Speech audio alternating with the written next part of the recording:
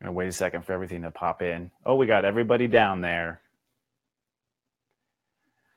All right. Hello, everyone, and welcome to Friday Live. It's Friday. It's Friday. And I'm finally back on the air. So grateful to be of soul service for you. Hi, how are you? How you been? It's been a difficult time, hasn't it? In fact, I'm calling it what a long, strange trip it has been this year in 2017. Very powerful year, really, of transformation, and forced me off the air, as you well know, for about 2 months. So I wasn't able to do live shows for about 2 months. And I have to say, it's all from, for me and my story, it was all from solar eclipse aftermath. If you don't know, we had a great American solar eclipse in Leo. And this is all part of a huge transformation that I think has been happening for all of 2017. And talking to my clients and discussing things with my personal readings, everyone seems to have been going through this transition. It has been, I have to say, very challenging. And I kind of blame it on the eclipses, because the eclipses, when you look at solar and lunar eclipses, you get an idea of where the whole culture is going to dramatically shift. And that's because an eclipse is a major gravitational event. Lunar and solar. Lunar eclipse always kind of creates a deficit or creates kind of a crack in that conscious foundation that you have, wherever it happens to hit. And the solar eclipse creates like a sort of boost. So everyone in their natal charts actually has what we call a prenatal and a pre-solar eclipse. You might go and look at your natal chart to see what yours are, because it really did have an impact, and it carries really in your life as a whole nother story that you live. In fact, we were joking here behind the closed doors that we have an A story, which is our sun sign. We have a B story, which is our rising sign. And if there was a C story, it would be your prenatal solar eclipse. So this year in 2017, in my opinion, it's been a year of transforming, basically. And in this last week, particularly in Scorpio, I think we were doing some crazy transformation. It really all started at the beginning of the year when we had a lunar eclipse in Leo at step 22. That was on February 10th. And at that point, 2017, the universe was saying, okay, you need to let go of certain heartfelt dreams that you thought you were going to aim for. And that was really the beginning of the universe starting to shove us into a new awakening. And that's what I think this transition is us awakening. We've all talked about it for 20 years now since The Secret came out, but have we actually done it? You know what I mean? Like, at least I hadn't, I have to say that. So in February, this lunar eclipse kind of cracked us and said, okay, let go, have your heart detach from certain things that you have been attached to. Then on February 26th, we had a solar eclipse in Pisces at 8 degrees. Now that solar eclipse, in my opinion, was the solar eclipse that said it is time to let go of the karma you were born to. All right. And all of us were born with a story. We all grew up in that story. I believe our childhood is us being reacquainted with our past life. In fact, I think everything until age 30, your first Saturn return, is past life reacquaintment. And so when we had that solar eclipse, it was basically the universe saying, okay, it's now time to invest in your spiritual evolution and let go of the story you were born to. All right. And from that point, we started changing, of course. We went into Aries, so we started to work on our ego. Then we had to update our values in Taurus, update our thinking in Gemini, clear out all of our emotional baggage in Cancer.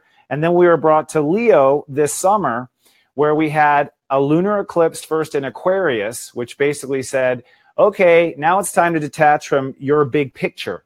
Okay, so basically in January and then in August, we're being told to detach from something that our heart once held on to and to detach from our big picture.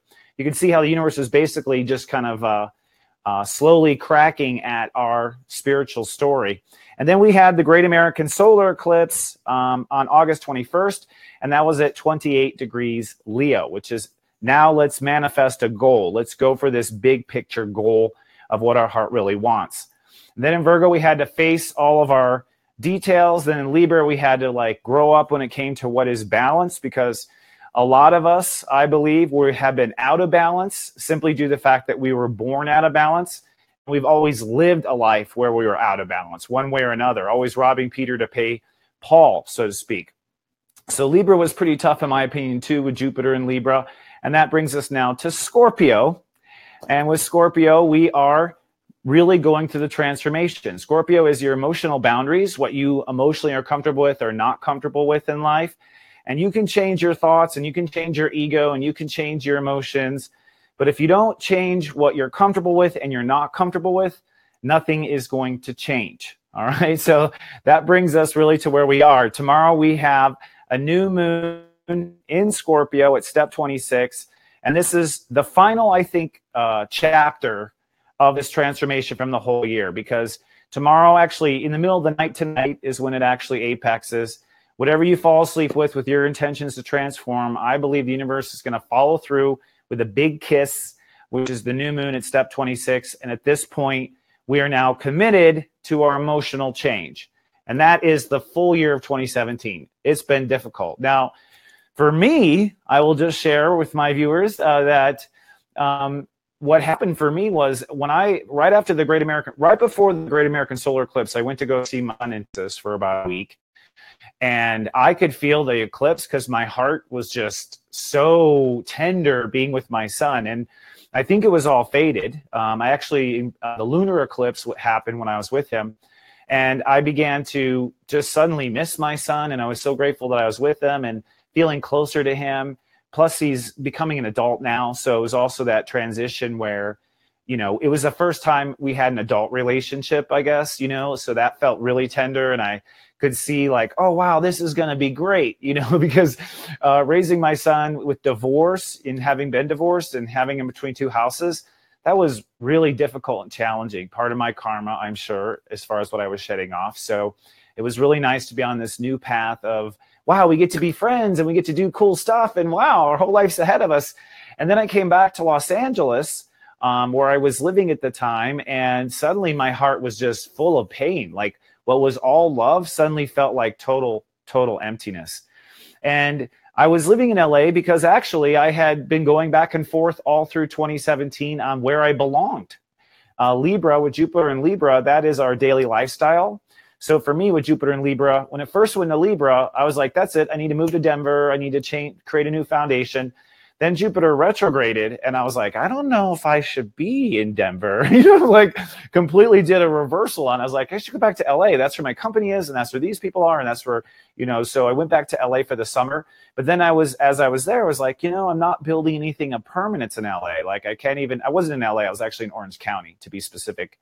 But I just realized it's like, I'm not going to be able to buy a house out here for a long time. Like there's a lot of stuff going on, and mostly I don't have support. And so what happened was when Virgo hit after the eclipse, suddenly the reality of my reality was just really heavy. And I started into an anxiety problem. I started having anxiety attacks. And I knew it was because my fourth house, my emotional foundation, was out of whack. And I knew it was because I had no emotional support. And I knew it was because I had just been, playing that pioneering entrepreneur game for a long time, and my body and my soul was like, we can't run on this track like this anymore. We just can't. And so I came back to Denver and said, that's it. I'm moving everything back to Denver. My business partners are like, whatever, Wateki. You know what I mean? Like, we'll see you in 6 months. And since then, as we went through Virgo and Libra, I've been on this ride with you, just grounding myself and really looking deep to release the past. That's been a big part of my focus is, I think that a lot of us who are light walkers, we always take the positive side. We always look at the bright side.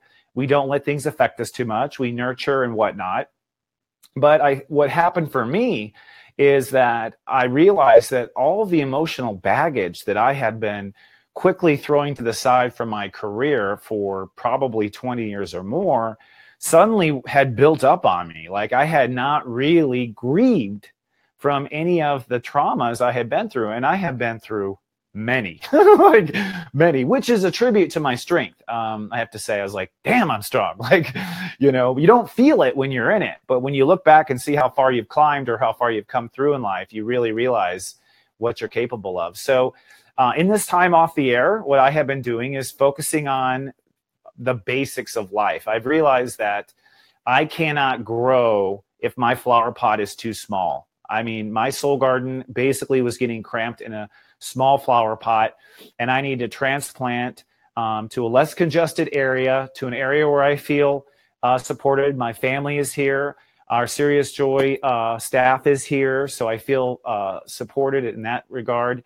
And building like a lifestyle for thriving instead of surviving. And that's really the big shift that I went through was my anxiety was from I could no longer, I was basically post-traumatic stress syndrome, but the trauma was 20 years. Okay, and I'm feeling report, I'm feeling amazing because I am getting 8 hours to 9 hours of sleep, which is unheard of for me, and hitting the gym and meditating and putting myself on a schedule. And as you know, I've withdrawn from doing all this extra stuff, all this extra content that I once did. And I'm really focusing on my contributors and subscribers of Serious Joy. And now finally here in November, which is 6 months after my birthday, I just had my anti-birthday this last week, which is the opposite side of where you're born. But it took 6 months, because my birthday, I was a pretty sad birthday. I was like, I'm not happy. Like, I'm preaching it, but I'm not living it. Like, I don't know why I'm not happy. And it took this long too. I think part of what we've been going through has to do with our egos. Uranus is in Aries. And so we are all trying to put out a new ego. Uranus will complete its transit in Aries in 2018 and move into Taurus, which I can't wait to experience. Actually, I think that's going to be amazing and easy compared to it in Aries because the ego by nature is designed not to go down.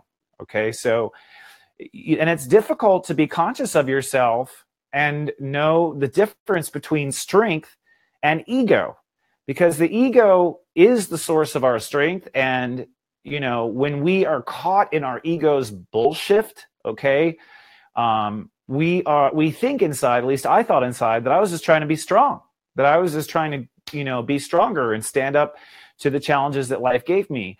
I didn't realize that that strong position was holding me in old cycles and old patterns. And so I'm a step 9, that's my net 9. I'm a step 18 Taurus that nets to a 9. So I'm ego ruled. Surprise. Thank God it's a Leo rising. At least it's a little more charming than some egos. But so it was difficult, because it's a lot of who I am. It was a little difficult to take down. But I'm happy to say that I am birthing a new ego. You are birthing a new ego. This is a powerful moment in human history because I think until now, we'll have to see how things go. But until now, evolution and ascension has been all talk. It's really been all talk.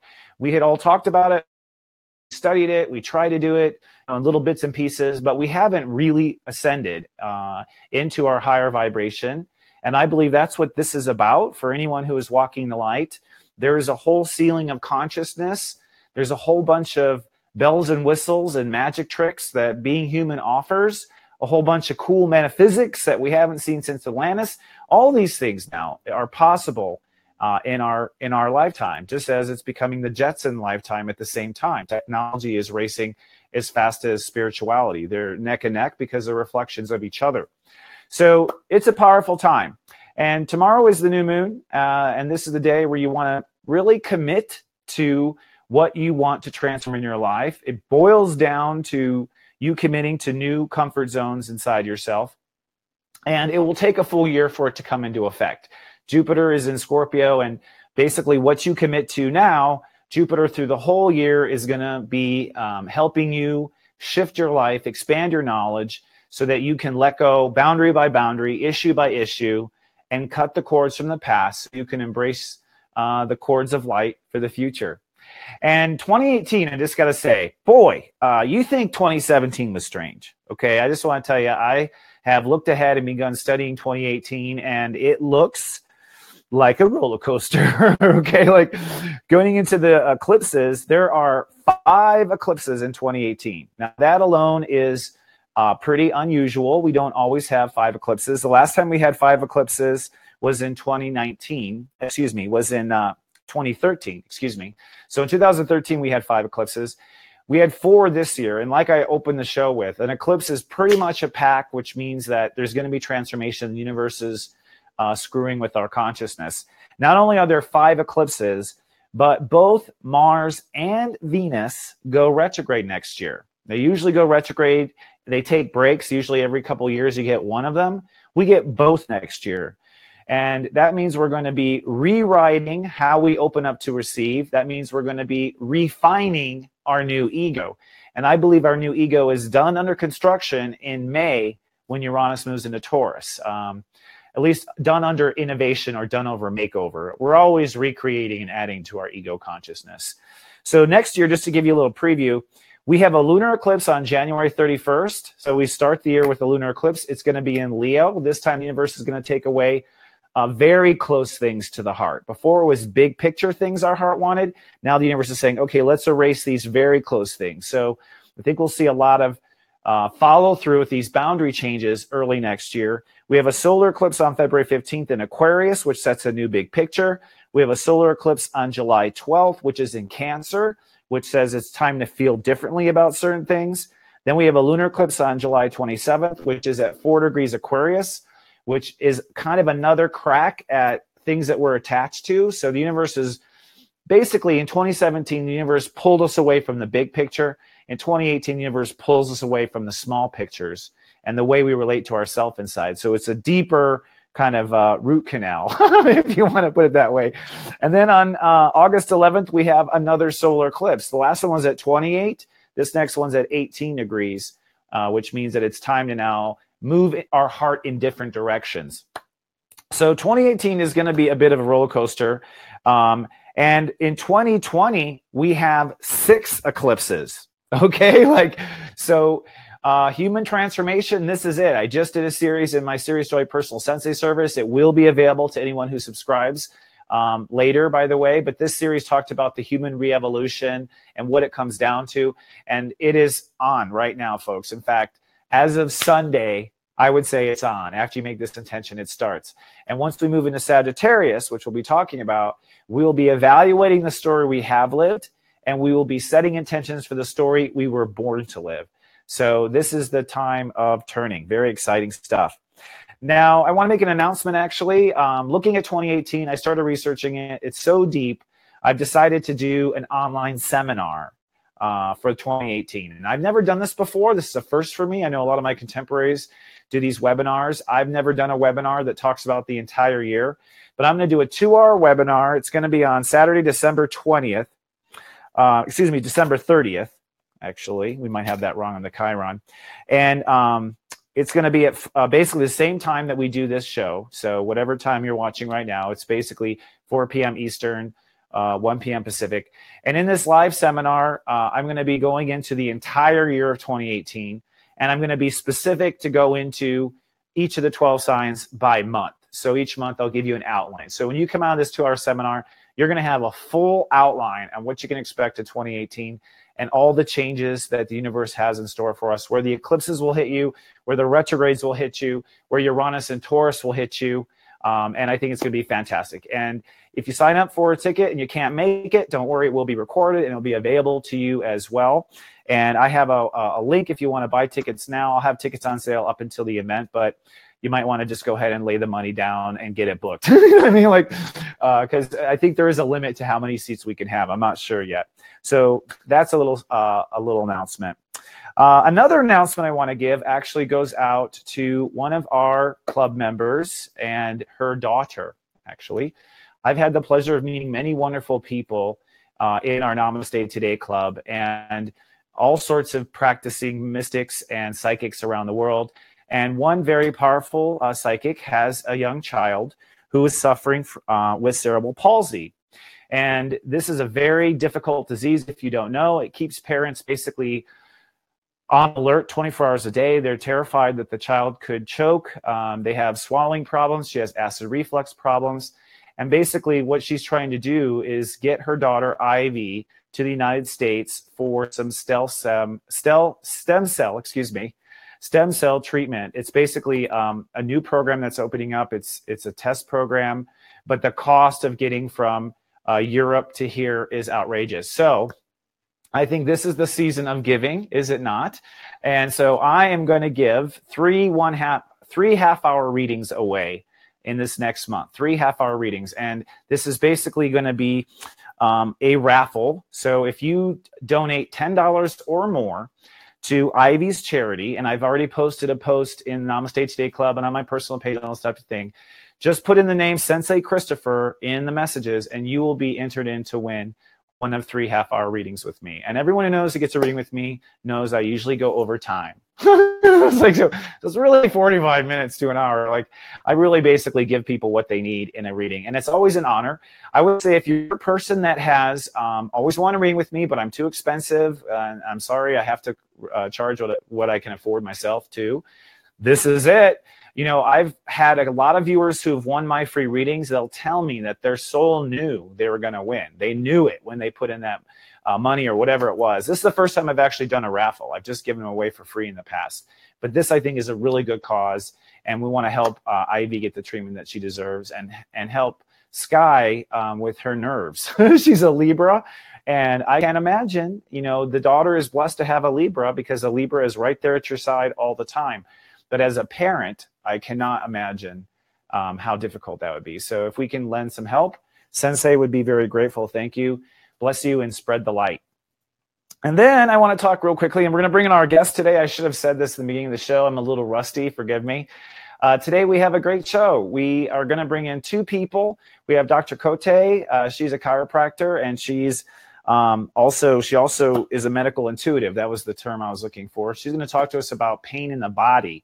And as you know, human beings have been having a difficult time with pain. That's why we have an opioid crisis here in the United States. We're also going to talk about Bitcoin. We have a guest, Lynn, Collin. These are both viewers and members of the club.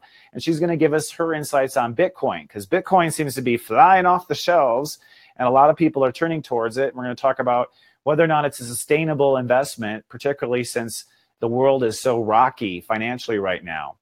But I do want to put one thing out there before I bring on my guest, and that's just to talk about our Namaste Today Club etiquette.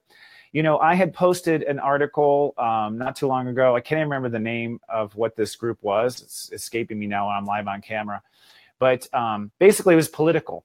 And I noticed our club got really heated and angry about posting politics in the club. Now, I don't define Namaste Today Club as a political club, by no means. We're all here to live in the light and support each other and share resources with one another.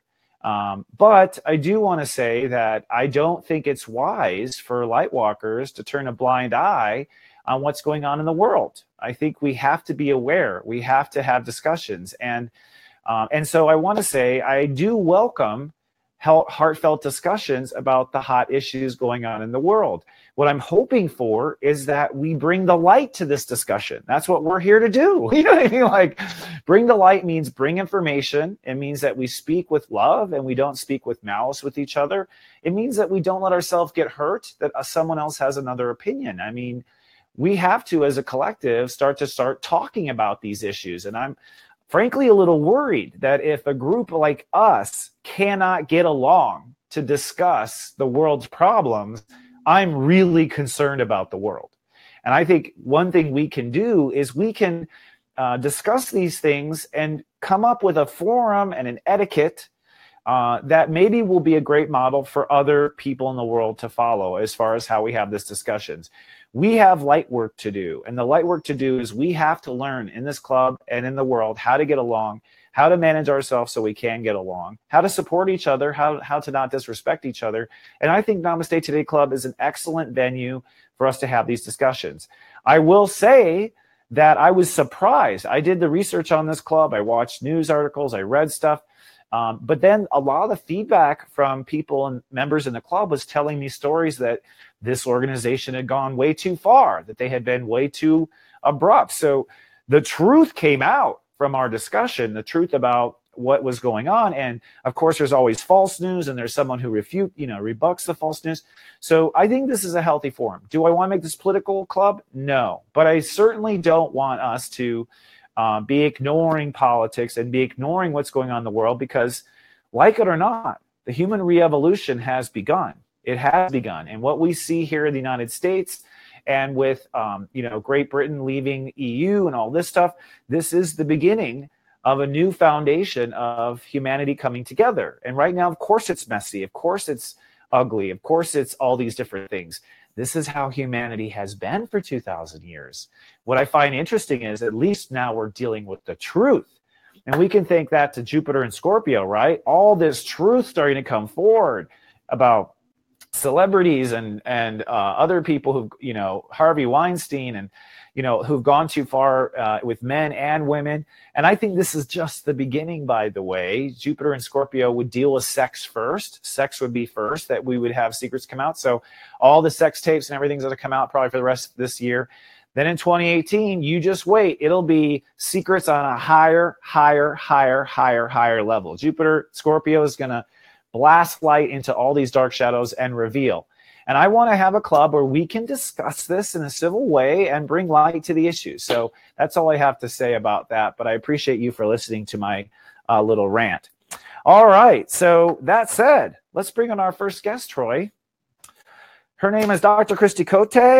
She's about being pain-free. She's a chiropractor, a medical intuitive, and the author of a series of books. And this is really cool because I like that Christy also does other things. Hi, Christy. Hi, everybody. It's great to be here. Love, big fan. I've been following you for about 3 years. Transformed my life. So if you guys are not a subscriber, you guys need to get to be a subscriber first and foremost. If you really want your life to change, he has phenomenal golden nuggets that you need to get your life into squared away. So thank you. I appreciate that. And I apologize. You were up on screen and I'm reading down here on the script. I'm like, oh, she's here.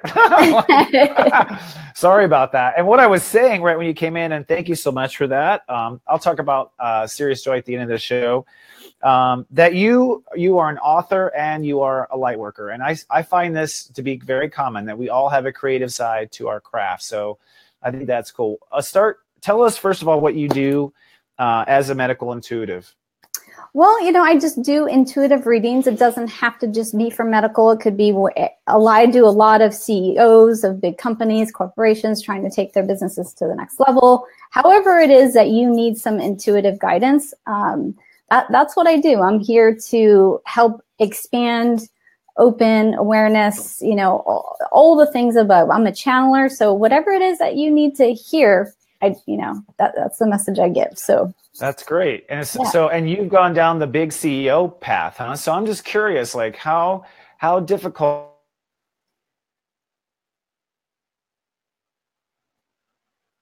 Uh-oh, you cut out. I can't hear you.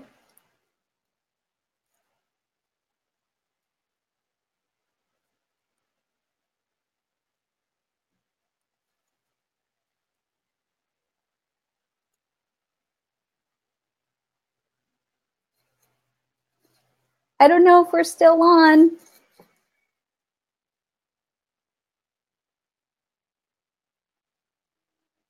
Let's see.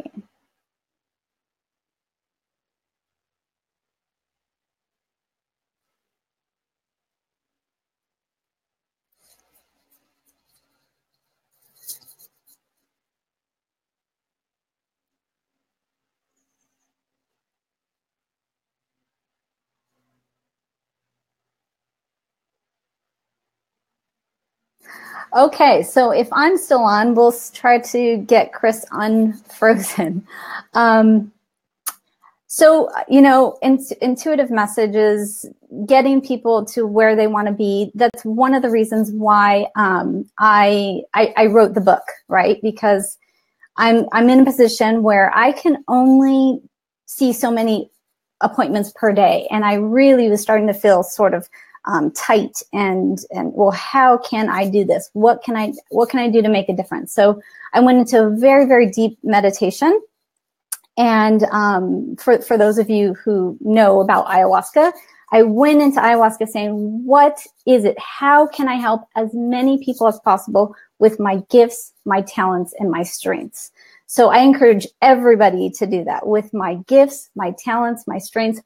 How is it that I can positively affect as many people as possible? And the image that I got was to write a book. And so I wrote my baby book, Stardente. You can pick it up on Amazon. It's available for Kindle. It's like 99 cents. And if you want the hard copy, it's, super cheap. And in this, when I first heard, okay, we are a book, I'm a horrible speller. I'm horrible at grammar, but I know I can channel. So I said, okay, I'm up for it. If that's the way I can do it, let's do it. So I sat down just like I would a reading. I just tuned everything out. I came to my computer and I started typing. And what came out was a story with characters. And I was like, what is this? Because I originally thought I'd probably write a self-help book because that's what I do. But no, that wasn't the way.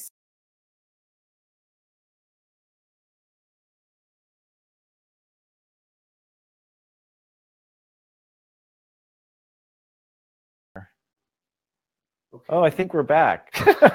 Yeah. Oh, Lord, I think we are back. And hello, everyone. So pardon that little interruption. We're going to wait for Christy Cote to come back if she can. And we apologize for that interruption. We totally lost internet here in good old Denver. Like, that's one thing I will say about Denver is that the internet is not quite as strong as what I'm used to on the West Coast. And we're learning to get through that. So we apologize for that. And Christy and everyone, if you are watching, come back. Come on back. You're going to have to come back in and be reinvited. So I will take a moment here as we're waiting for our guests to come back to talk about happy birthday to Serious Joy. Let's zoom ahead to that, Troy, while we're waiting. Serious Joy this year turns 2. Actually, Serious Joy, if you're curious, is a step 22 Scorpio with the sun in the 4th house. So we are here to innovate people's personal growth. And I see Christy back, so I'm just going to bring her right back, and I'll bring this topic up in a little while. She'll be here on in just a second. Hi, Christy. Sorry. No problem. Life is life. Let's run with it. Totally. Yeah, there you go.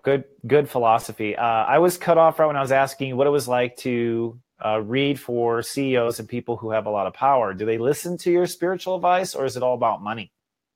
No, it's not about money. It's about, if you're, the people that I attract I want to utilize my extension. So if they affect a lot of people, I in turn help in that way, right? So yeah, I get people who want huge influence. And I mean, but our office is in Beverly Hills, so it's, you get a lot of people who make a lot of media. They, they put out content. So the more I can help guide them in their way, in their mission and what they're here to do. And it's an amazing perspective. About money? No. About spreading their gift? Absolutely. Got you. That's good. And, I guess I'm a little prejudiced. You know what I mean? Like, there's my old ego still down. Yeah, and the thing is that you have to get that out of your way, because these are the people that can really penetrate a lot of areas of expertise. So, I mean, I'm all for helping anybody who can touch as many lives as possible. So yeah, I worked in TV, and I have to say, I mean, I guess that's where my prejudice comes from, to be honest, too, is there were a lot of us in TV who really wanted to make a difference, but the executives seem to always be the ones that were putting their foot down in our way, to make different television or to innovate TV. So I kind of got a bad taste in my mouth at that point. But that was a long time ago. And yeah, I think a lot of things are changing in that perspective, for sure. Yeah, things are changing.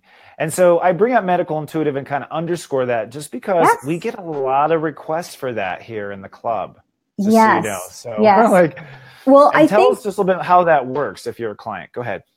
Well, I think I think for your viewers, what I would want to pinpoint 2 things, because I can tell, what zone your subscribers are in. Number 1, my guides say, you guys need to take back control of your body. Number 1. And this is how you do it.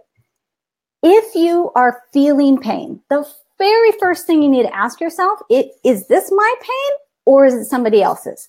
Hands down, that's the first question. If you get, and a easy way to do it is, if you want to put your hands, is this mine or is it someone else's? If you feel that your hands want to go out, it's someone else's. Oh, that's a good trick. And so I don't care who it is. I'm not feeling anybody else's pain, because the only way I can make a difference, the way I can get my, let my shine as far and bright and as positive, is if I'm in my own zone, right? So boundaries, right? So just ask yourself first, is this mine or is this someone else's? Is it someone else's? No. The answer is no. I don't care who it is. I sometimes feel a lot of my husbands, oh, no, he can have it, because they also have their free will. So if they want to work it out, let them work it out. It's their free will. So don't take on anybody else's pain. That means anybody you don't know, the world's pains, the Mother Earth's pains. No. First and foremost, put yourself first.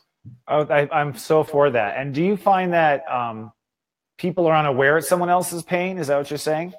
Yes, they're unaware that I think 90% of your viewers are so empathetic. My guys are telling me 90% of your viewers are feeling somebody else's pain. Wow. And you have to understand that with their pain also becomes a certain belief system, a certain mentality, a certain way of, it doesn't just come in with pain. It comes in with some energy behind it. So then you start thinking in the way that person is thinking, whether it could be a TV show that you watched, it could be, it could be anything. Yeah. That's interesting. So, I think I'm a person who's absolutely guilty of ignoring my pain. Oh, okay. So that was the second topic they wanted to talk about. Okay. How about that? This is not scripted, everyone. Okay, go ahead. So the second topic was, they want to say that you either want to learn the hard way or you want to learn the easy way. And so when something is just a tidbit out of whack, you don't have to understand. You don't have to know where it's coming from. You don't have to know anything. So you're going to ask, is it mine? No. Okay, it is mine. Okay, I'll own up. Whatever this pain in my shoulder is right now, I don't want to live this way anymore. If it's a belief system, I don't care what it is. I surrender. Let's get it out. So they just need permission to work on you, to either shift you into a better mindset. They just need permission. So just give them permission at the first tinge of something kind of not going right. That's it. Okay. That's all they need. Huh. They need a yes. It doesn't have to be hard. It doesn't have to be analyzing. No, they just need a yes. What about pain? Do you think pain, though, is often a sign of something larger? It is, and it is larger. But if you don't say yes to the change, then you're going to have to go through an event and, just give them the yes at the get-go. You'll figure out what it is at the end. You'll start to get the hints and all that stuff. But if you don't say yes, then it gets worse, and then it gets hard, and then, all those things. So you just don't want to avoid it at the get-go. Yeah, a lot of people, just start thinking they're getting old. You know what I mean?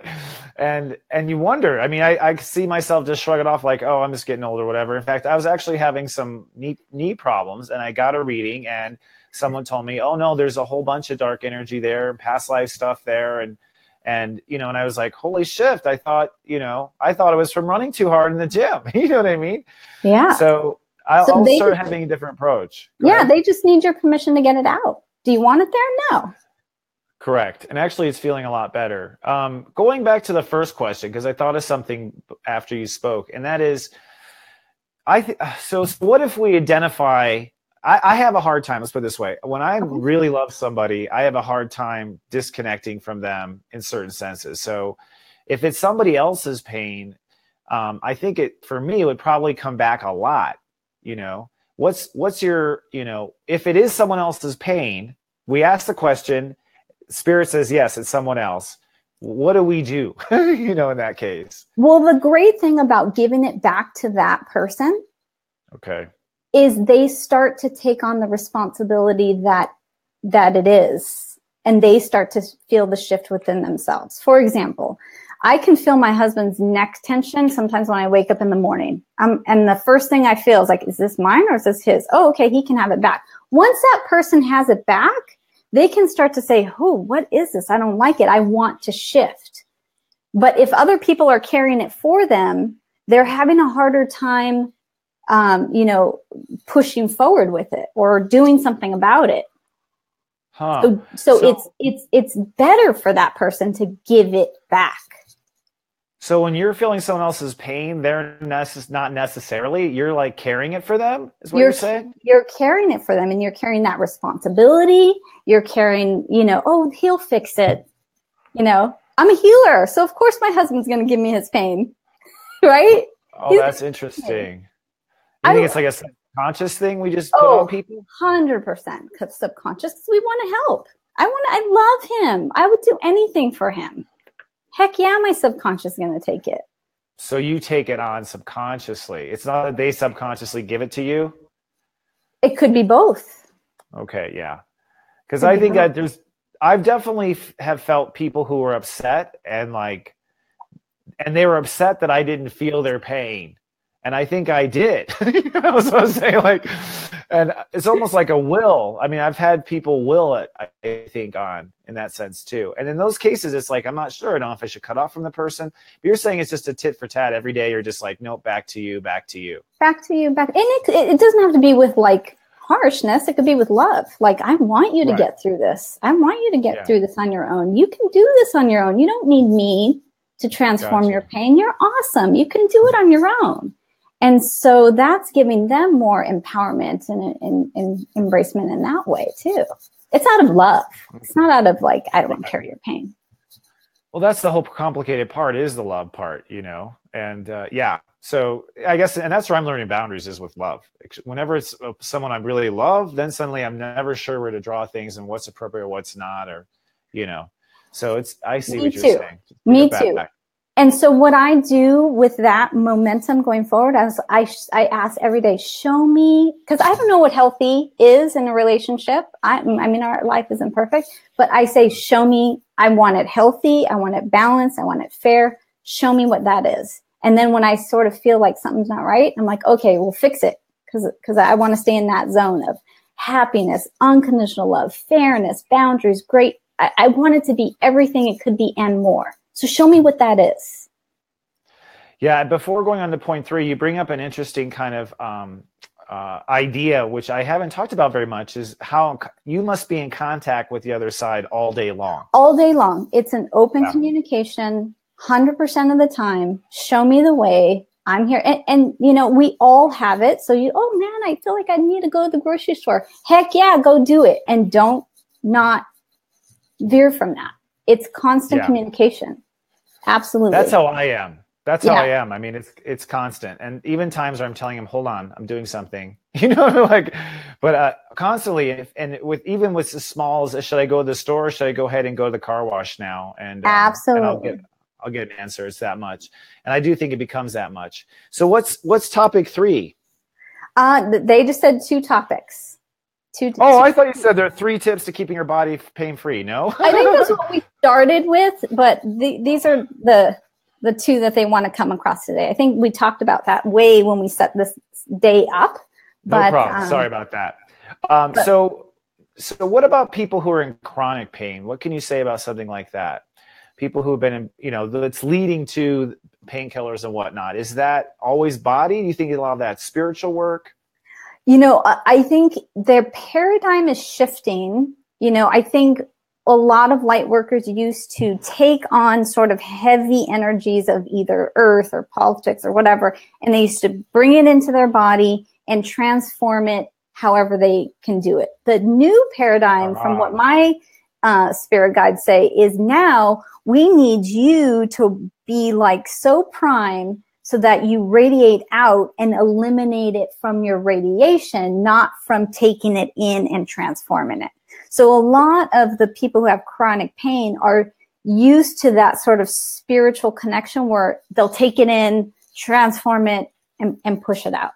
So it's just opening up your guides and your mindset and your spiritual awakening to realize that you need to put yourself first, and radiate. My guides, I listen. I've done it the hard way too long, but now I listen. Like, my guides have me drinking 3 liters of water a day. I exercise 30 minutes a day. I eat vegan. I'll do this because my day goes damn good. It's easy. It's light. It's fun. I have 2 kids. I have 2 businesses. I'm working on writing the screenplay now for my book. And so I'm just, a producer wants to make it a movie. And so now I got to write it into a screenplay format. So, I mean, I need my day to go good and I want to be happy. So I'm willing to do what it takes at the end of the day to make sure that I am keeping my body 100% intact. So. Did you go through a phase, I mean, coming up in your learning and whatnot, did you go through a phase where you were giving away before you had enough for yourself? Absolutely. Absolutely. And I think I learned that the most with my husband. How'd you transition out of that? Because I think with my clients, that's the biggest transition is we're all givers. And even with like close relationships like that, we just have this, it's easier just to feed the cat and so he quits meowing, like these types of thoughts where by the end of the day, all they've done is give, give, give. How do you turn that soul economy around? How did you do that? Well, honestly, I think you taught me. Oh, really? your little tidbits of what I was supposed to do today, right? So you connected me with today. Then I started saying, look, I'm after a happy life. I'm after, this and that in my life. Show me what I need to do today. I didn't realize until I started following you how important today is. Yeah. Right. And so when I would get that hit of like, don't do that. No, but I kind of like it. Like I love, my husband and I are so connected and we're coming into more individual. So it's like, you want to go to lunch today? Yeah, let's go. And it's like, nope. Gotcha. Give yourself some time. You need to do these things. You need to be more independent. You need to, okay. But I was willing to put in that effort, right? I was willing to put me first. Excellent. And that's actually how I learned too, and that's what I teach is, we tend to think that regaining balance is a big picture thing. Like I'm going to go to the gym, I'm going to do all this stuff, but it actually comes down to today. Were you in balance today? Yep. And if you're in balance today and you're in balance tomorrow, you will begin to be in balance. And I think we're all visionaries. And I think that's part of the problem is that we are always living in the future for our vision and we're not listening to the moment. So thank you, Christy. That is, to me, it's a moment to moment kind of analysis, huh? It's just moment to moment. Moment to moment. And checking your feelings to make sure how you feel. I think that's another issue. People are in their head, but they don't check their feelings. Like your mind wants to go out to lunch with them, but you feel a little tired. You feel like you should get to your own stuff, Yeah. Yeah, powerful stuff. Well, tell us about your book before we let you go. And that was what I was saying and tripping on was that you have a whole sci-fi creative part of you too. Yes, I was talking a little bit when you went down. I was still on, so I talked a little bit about it. Oh, no kidding! She launched her own network. Just kidding. Well, that's the end goal. Yeah. So, good. I'll be on it. So I wrote Stardente, and it was cool. My little baby. I like the cover. Yeah.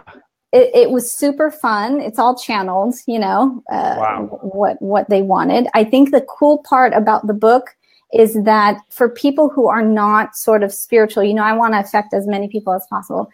It takes you through, like one chapter is really about the Akashic records. Really? Characters go into, they need to go see the timekeeper, I call it, but it's really, cool. The Akashic records. And so when they're reading that, they're actually put into their energy of their own Akashic records and their own stuff. So the book has different sort of dimensions that the reader gets thrown into, but it has a lot of sort of healing potential. And so it was awesome. I mean, it's beautiful. And sometimes even when I still, right now I'm working on writing the screenplay, like tears will just fall down my eyes and I'm like, wait, I wrote this? Like, because you channeled, you forget things when you're channeling, and it's fun. It was a beautiful, beautiful process. And one of my friends who he's a producer. He's produced like X-Men and Dear John with Channing Taylor and what is it, Tatum something? Anyway, I don't know. He wants to make it a book, make it a movie. And so I said, great. He's like, but the screenplay has to come from you. And I said, okay, I'll learn that. I'm taking a writer's boot camp, writing screenplay. And, I have a mentor, and because I want to affect as many people as possible.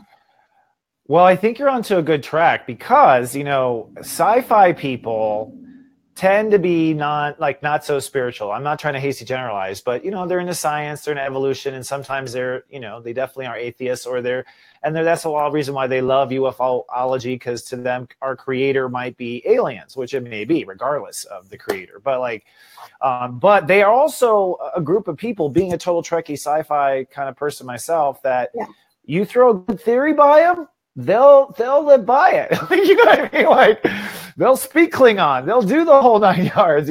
So it's a forgotten demographic, and it's a fun demographic. I mean, science fiction is fun, and I think science fiction has needed a little bit of a booster shot for a long time now.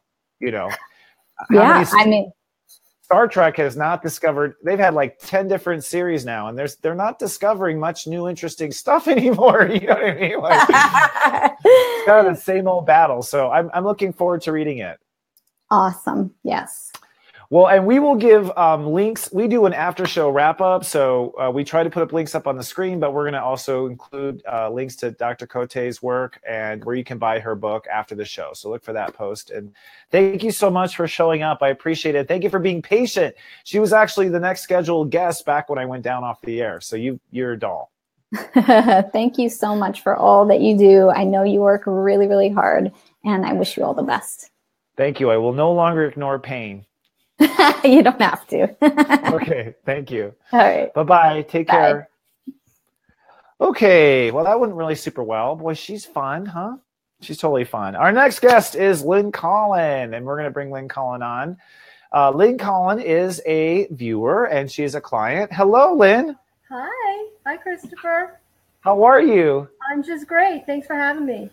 Thanks for coming. I really appreciate it. This isn't even something that she does. We had a reading, and she was telling me about what she'd been learning, and I was so fascinated. I thought, wow, everyone needs to know about this. So thank you so much. I know it's maybe out of your comfort zone, but bravo.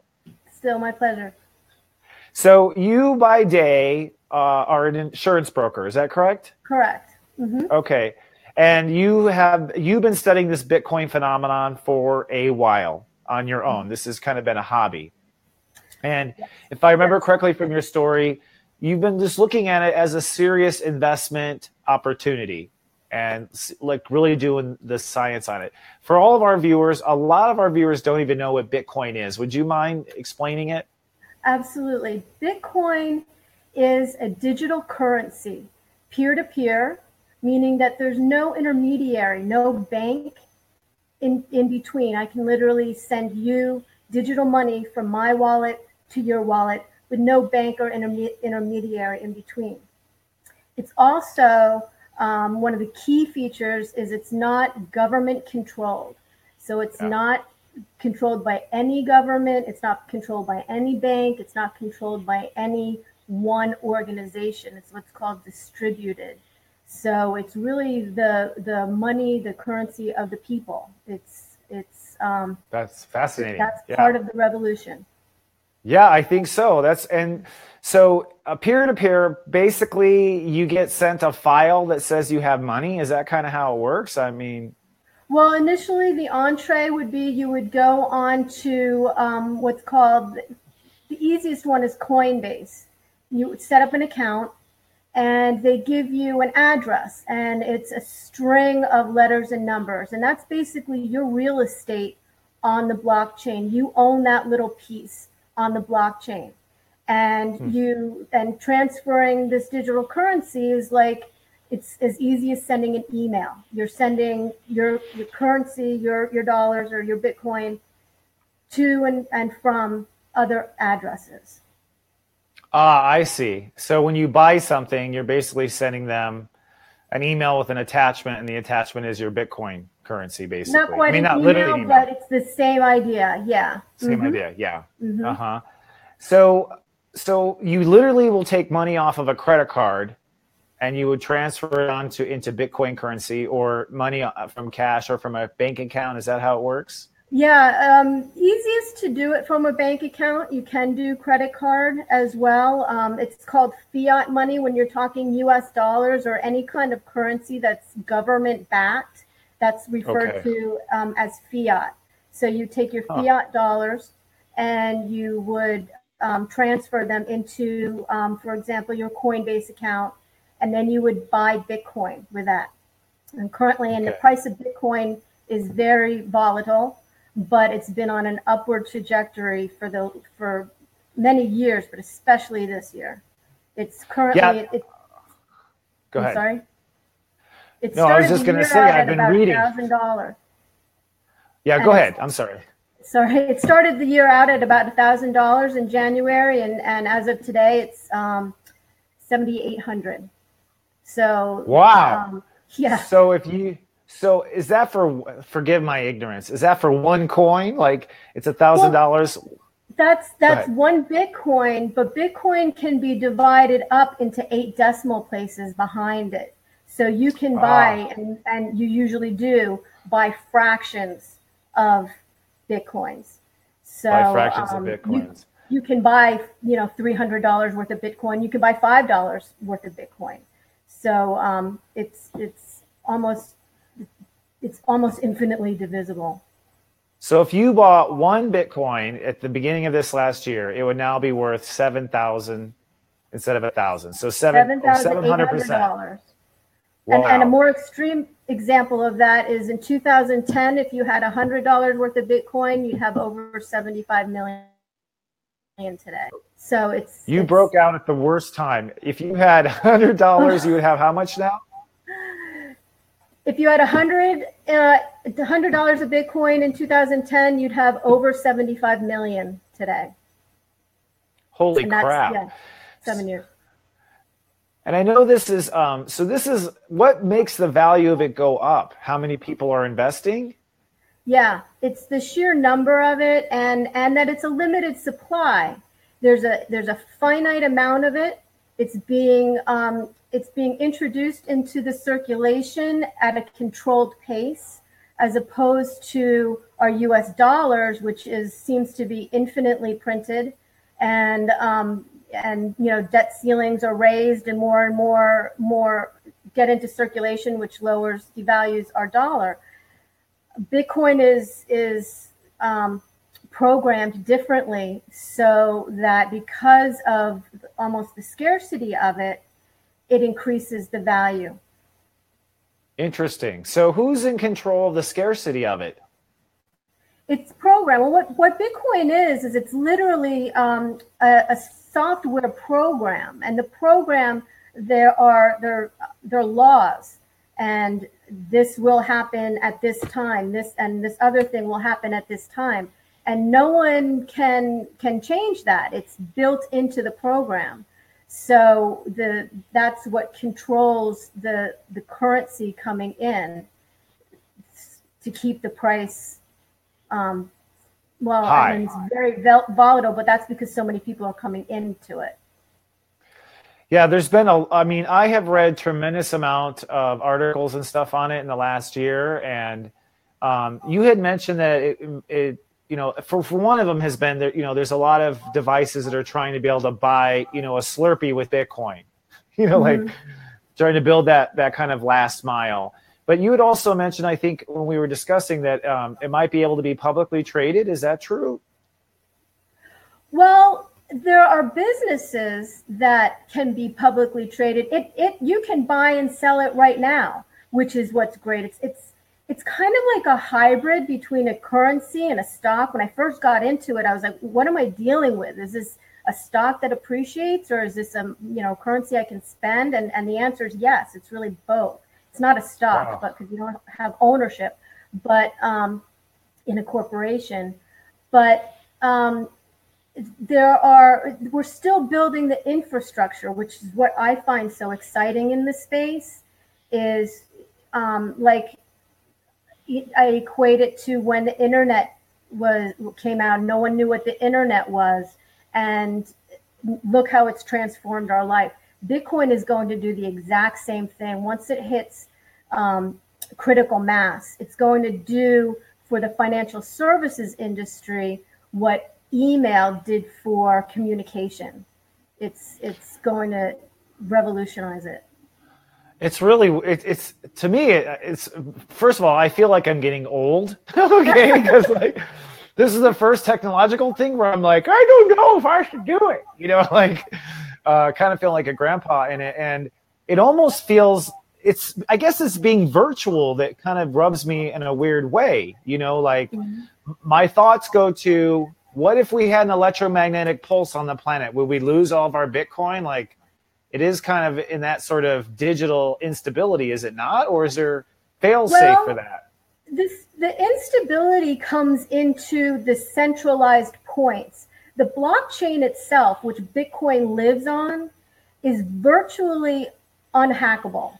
It would take a tremendous coordinated effort over the entire planet, because the records are distributed. That's what a distributed ledger is. Not one central entity owns the records or the storage of the records. So no one can really hack the blockchain. What they can target would be the centralized, would be where you exchange money, the businesses that you go on to buy Bitcoin, or there are actually 1,200 other called altcoins, other cryptocurrencies. So there are exchanges, multiple exchanges that currently do that. Wallets, digital wallets. That's where the security needs to be tight, and it is, because that's number one rule in crypto is to be safe and protect your assets, because you're becoming your own bank. Huh, fascinating. And so you say there's these trading houses where you can trade your Bitcoin for a different cryptocurrency and basically be trading currencies all day? Absolutely. Yep. There's Ethereum, there's Litecoin, there are 1,200 other coins. 1,200. So Bitcoin was the first, and it's considered the granddaddy of cryptocurrency. It's the one that gets, when it does get headlines, it's the one that gets headlines.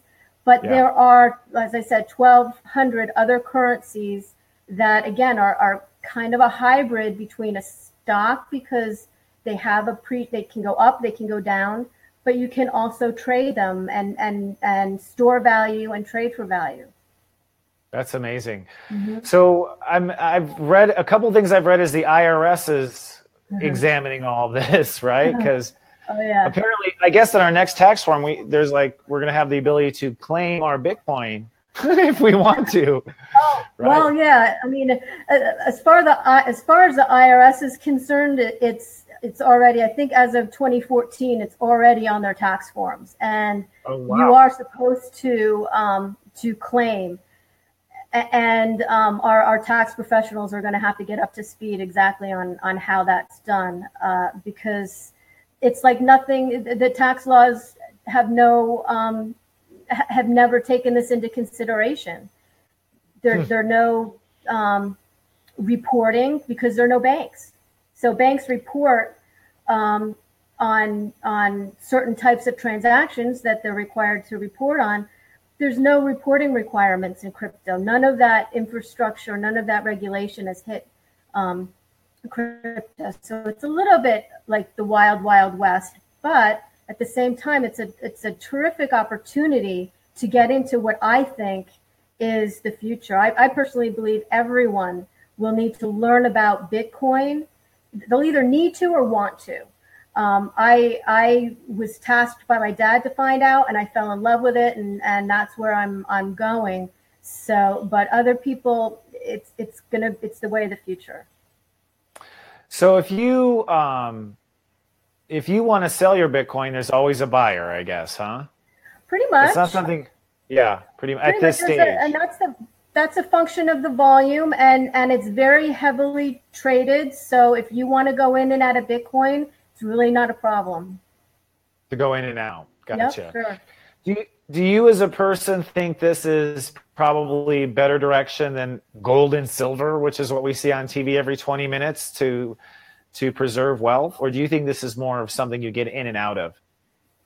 I think and it's you were good. just asking your opinion. Yeah, like you're not only giving my official opinion. advice This here, is not folks. financial advice. Yeah. No. But- This is your opinion as a trader. Right. I think that crypto belongs in a diversified portfolio for sure.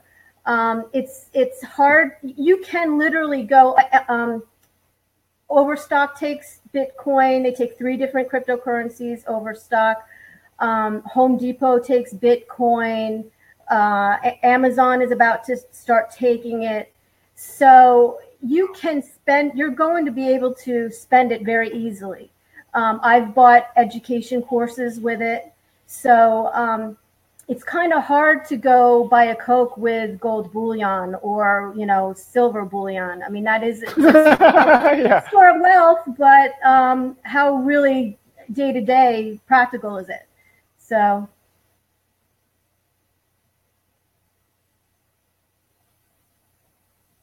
You still there? Absolutely. Okay. Very interesting.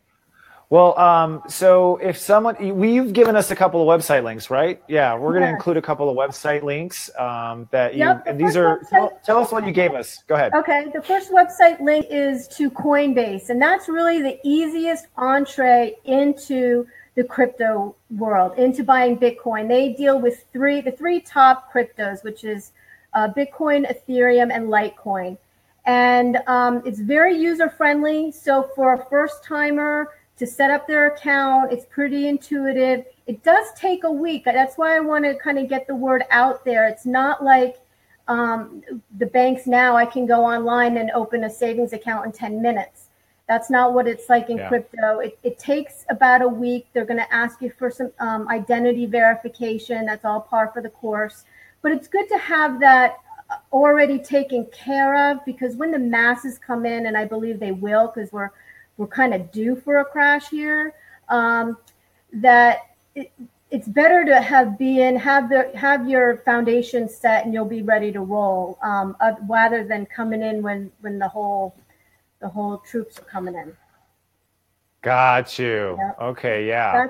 That's one. Closing. And then the other one is sort of a Bitcoin 101 and another, and it goes into another crypto business that can generate passive residual income, which is exciting feature of the cryptoverse, where you really can't find that in the regular economy.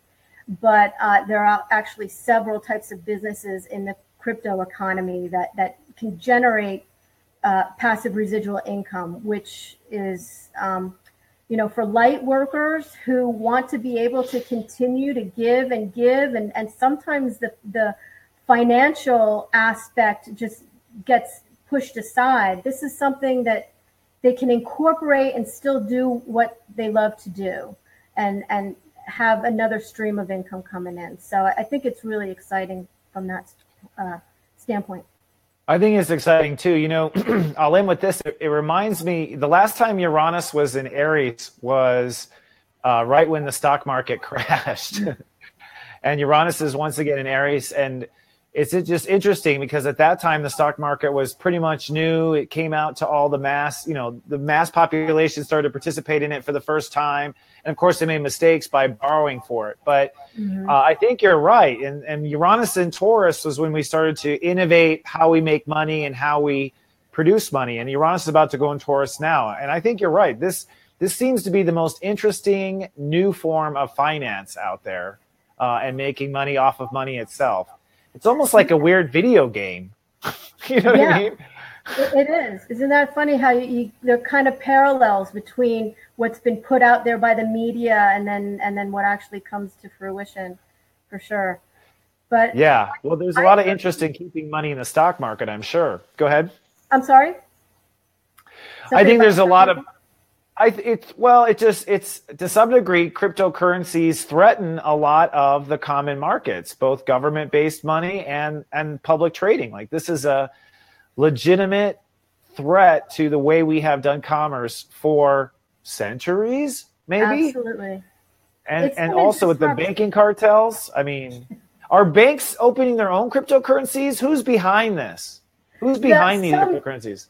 Some banks are in some other cryptocurrencies. There's a cryptocurrency called Ripple, which is very bank based. They follow a lot of the regulations that are already in place, but it's going to affect all banks. It's going to affect the way, because you can send massive amounts of money with Bitcoin across the world in a matter of seconds for pennies on the dollar of what it costs right now, because there are no intermediaries. And that's going to put some people out of business, aren't going to like that.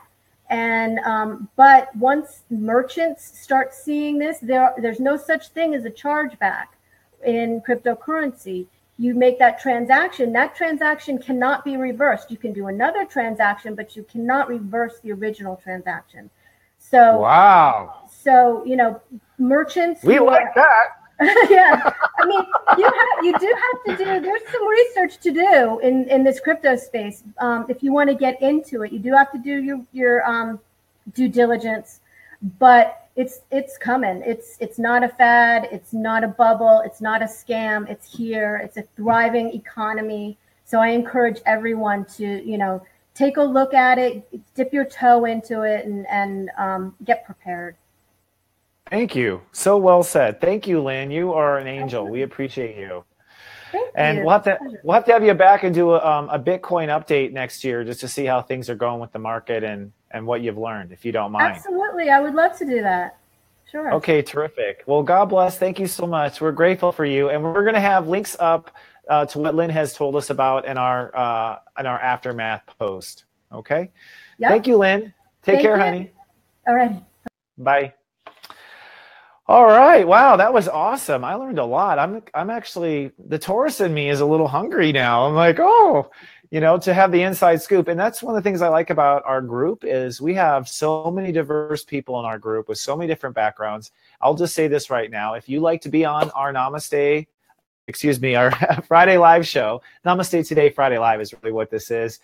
Just reach out to support@seriousjoy.com. Our staff will reach it to me. I'm interested in anything that you might want to teach or share with us, including your own business, or in this case, like with Lynn, something you've been studying on the side and been gathering knowledge on. I think the more we can help each other, the faster we're going to grow together. So I thank both of our guests today and Dr. Cote as well.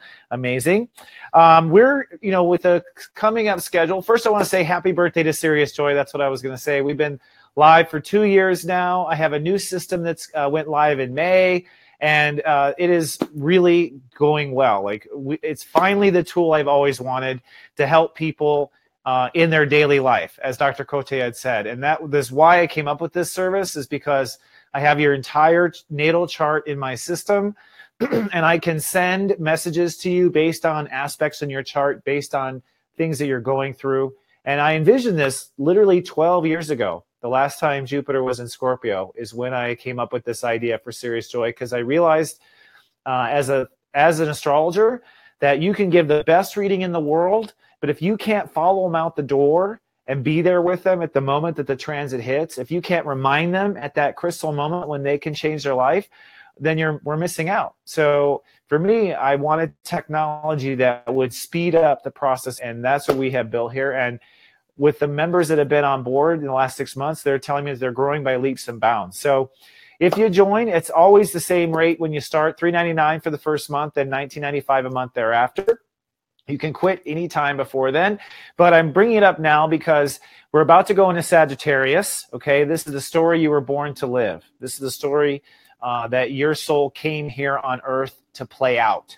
And the cool thing is it's all in your natal chart, all of it. When I give a reading, I can tell people precisely what the story they were born to live is and give them all the clues. So for our subscribers in the next 30 days, as soon as the sun moves in Sagittarius, I'm going to be providing some extra features and extra messages that help guide you into the story you're born to live. I'll also be reminding you of the story you're meant to lead, with clarity. And then the greatest thing is I'm going to support you all through 2018, reminding you of what that story is, reminding you to stay on point, and keeping you from getting distracted in this huge storm. So if you're interested, come on down to SeriousJoy.com. We'll sign you up. Your service starts 24 hours later. And there's tons of other features to talk about. But just go to the website. You'll see a video and whatnot. All right. Well, to wrap up, I will say that my new broadcast schedule that I've decided is going to be every 2 weeks. All right. So we will be having, first of all, remind you, don't forget to sign up and participate in this reading raffle to help Ivy Summers. Okay. $10 or more for a ticket. You'll be entered to win one of 3 readings. And I'll be announcing those winners on our next, a month from now, basically on December 15th. Okay. Our next show will be December 1st. And I'll be announcing winners on December 15th for who wins those 3 readings. And we'll do it live here on Friday Live. All right. All right, folks. Well, that's all I have. Techie is out here. I hope you have a very powerful and wonderful Thanksgiving. It's going to be an interesting one because this Thanksgiving holiday, we really are going to be contemplating the story we have lived so far on the earth. And over this holiday period, we're going to start to realize the story we were born to live. So this is going to be a fascinating holiday season. Be sure to tell the ones you love that you love them, because I think everyone's life is changing in 2018. All right, friends. Remember, I love you, and to live, love, be.